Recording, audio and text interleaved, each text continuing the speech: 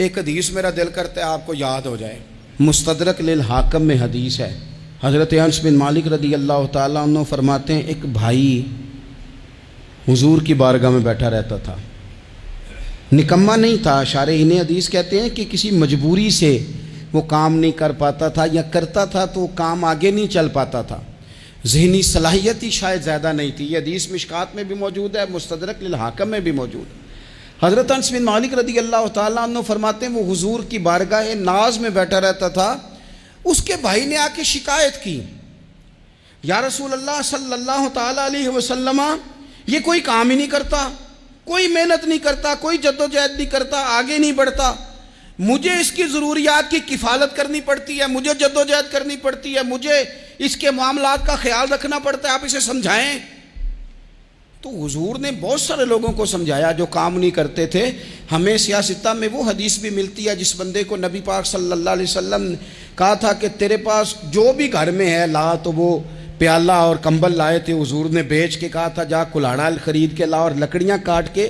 تو بیچ کے اپنا اور اپنے گھر والوں کا پیٹ پال۔ یہ ساری باتیں اپنی جگہ پر یہاں نبی پاک نے ایک روحانی مسئلے کا حل بھی بتایا۔ اللہ کے محبوب علیہ السلام سے عرض کی حضور یہ یہیں بیٹھا رہتا ہے اور سارے ہی کام مجھے کرنے پڑتے ہیں۔ تو حضور نے نظر مبارک اٹھا کے بھائی کی جانب دیکھا جو بھائی کا شکوہ کر رہا تھا، تو قریب محبوب فرمانے لگے ہو سکتا ہے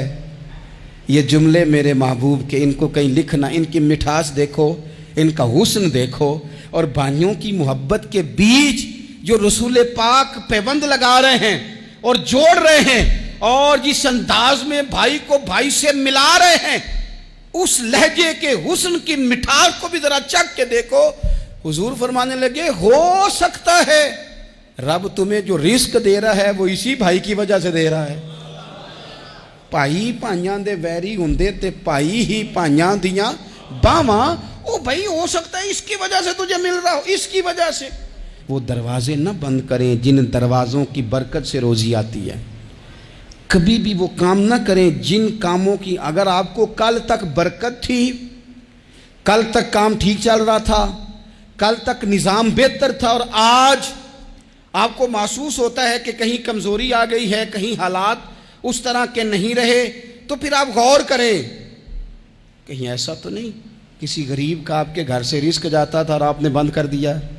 کسی کی مدد ہوتی تھی آپ نے بند کر دی، کسی کے ساتھ شفقت ہوتی تھی آپ نے بند کر دی، کوئی شخص آپ کی وجہ سے تسلی میں تھا اور پھر آپ نے اسے تکلیف میں ڈال دیا۔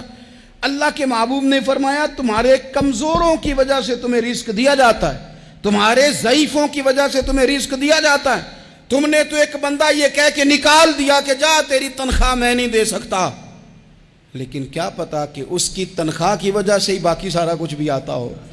کیا پتا کہ اسی کے سبب سے اللہ انعام فرماتا ہو۔ لہٰذا ان روحانی مسائل کا بھی تھوڑا سا خیال کریں۔